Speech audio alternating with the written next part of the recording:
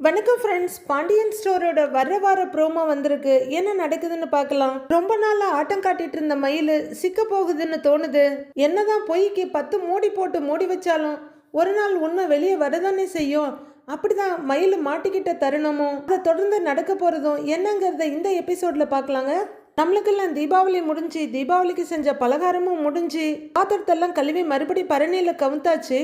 ஆனா பாண்டியன் வீட்டில் இப்பதான் தீபாவளி போய்கிட்டு இருக்கு. தீபாவளி சமையல் வேலை, பலகார வேலைன்னு விறுவிறுப்பா போய்கிட்டு இருக்க. எல்லாரும் பேசிக்கிட்டே வேலையை பாக்குறாங்க. பேச்சு சினிமாவை பத்தி போக, அண்ணி நீங்க தீபாவளி என்னைக்கு படத்துக்கெல்லாம் போயிருக்கீங்களான்னு அரசி கேக்குறாங்க. ஒரே ஒரு தடவை போயிருக்கேன். அப்போ 2010வது வருஷம் அப்படின்னு மயில் அவங்களோட மலரும் நினைவுகள்ல மூழ்கி இருக்க. அந்த பக்கமா வர்ற சரவணன் இதை கவனிச்சிடுறாரு. அப்ப நான் 10வது படிச்சுக்கிட்டு இருந்தேன் அப்படின்னு மயில சொல்லிட்டு இருக்க.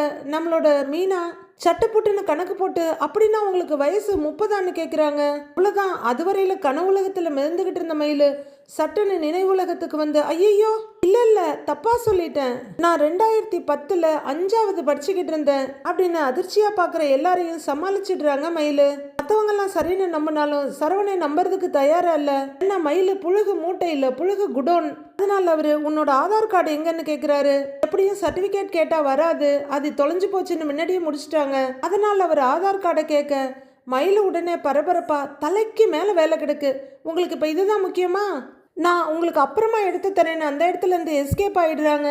எப்படியும் மயில் கிட்ட இருந்து எதையும் வாங்க முடியாதுன்னு தெரிஞ்சுக்கிற சரவணன் வேறொரு ஐடியா பண்றாரு. கடையில மயிலோட அப்பா இருக்கும்போது, மாமா மயில நான் சர்ப்ரைஸா ஒரு இடத்துக்கு கூட்டிக்கிட்டு போறேன், அதுக்கு ஆதார் கார்டு தேவைப்படுது, தர்றீங்களான்னு கேட்க உடனே மாணிக்கமா, ஆஹா நம்ம மாப்பிள்ள நம்மள மாமான்னு கூப்பிட்டுட்டாரு, மயில வேற எங்கேயோ கூட்டிட்டு போறேன்னு சொல்றாரு அப்படின்னு ஏதோ கவச குண்டலத்தோட சுத்திட்டு இருக்க கர்ணன் மாதிரி எப்பவும் ஆதாரோட சுத்திக்கிட்டு இருக்கிற மாணிக்கம் டக்குன்னு எடுத்து கொடுக்க அதை சரவணை வாங்கி பாக்கெட்ல வச்சுக்கிறாரு.